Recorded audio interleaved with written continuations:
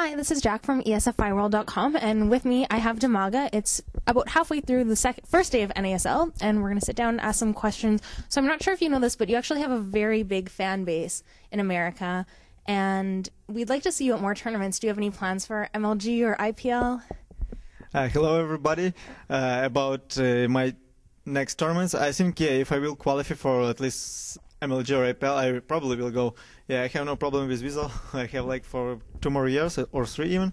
So probably yes, but I hope in near future if I qualify. But it's really hard because like IPL always like most Koreans there, and it's kind of hard, I think.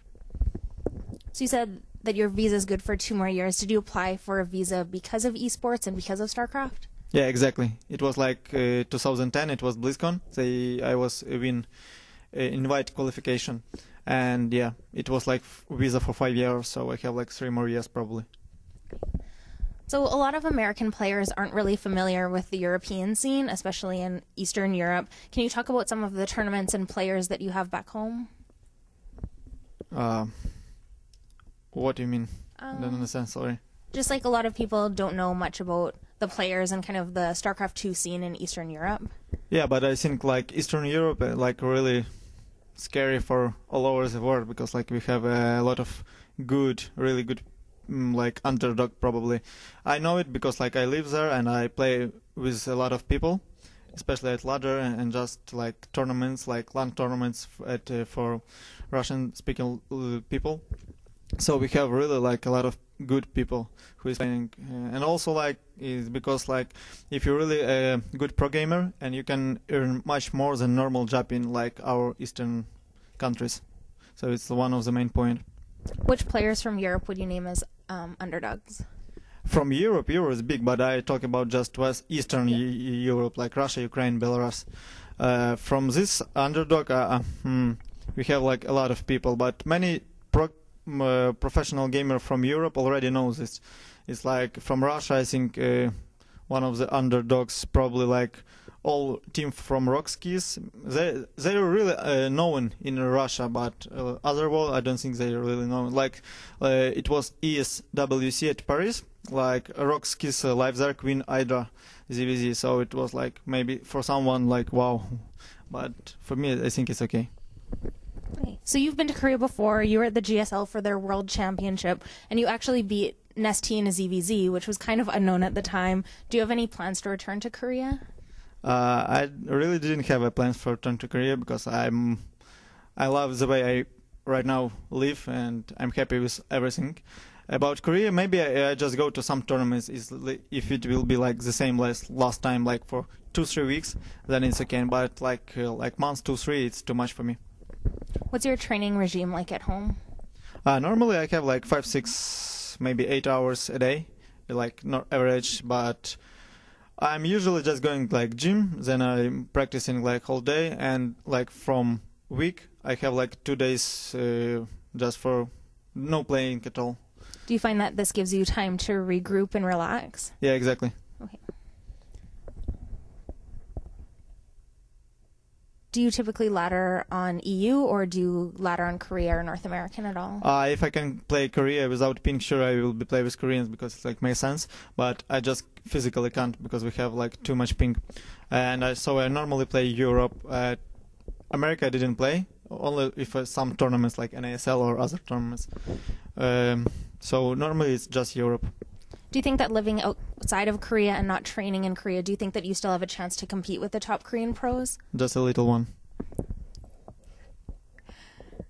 So you've been with MTW since the end of the beta. Do you like your team, or do you ever have any plans of leaving? No, really, I have no plans for leaving because I'm re-signed with MTW for next year, 2012. So I'm really happy with everything, with our sponsor, with my relationship with management. It's everything perfect.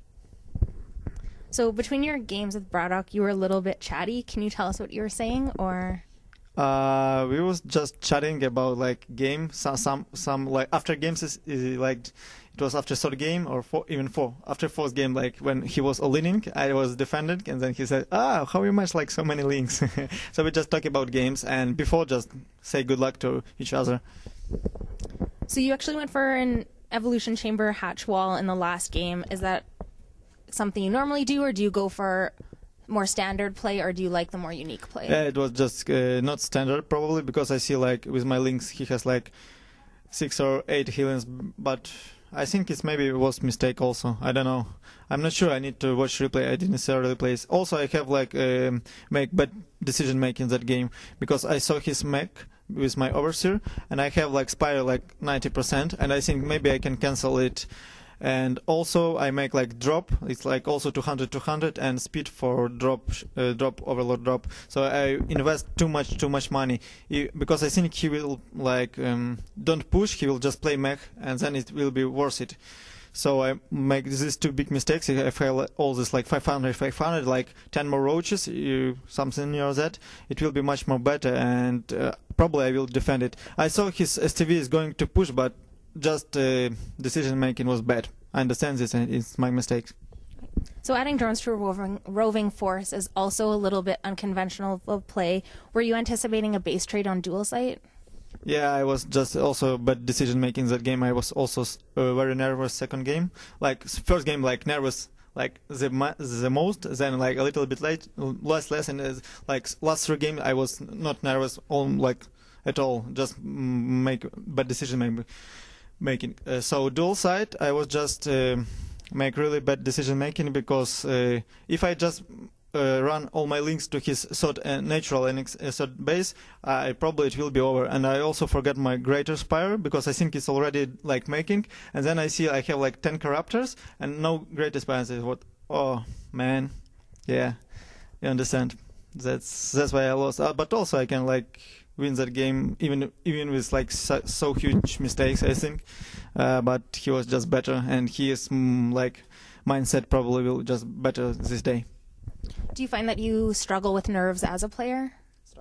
Do you find that you get nervous often before tournaments? Yeah, for sure. I always nervous when I'm playing tournaments, but that's why I need like more tournaments, probably for more experience, and for future no nervous. I just need to make confidence back, and then like just more experience and confidence will be also.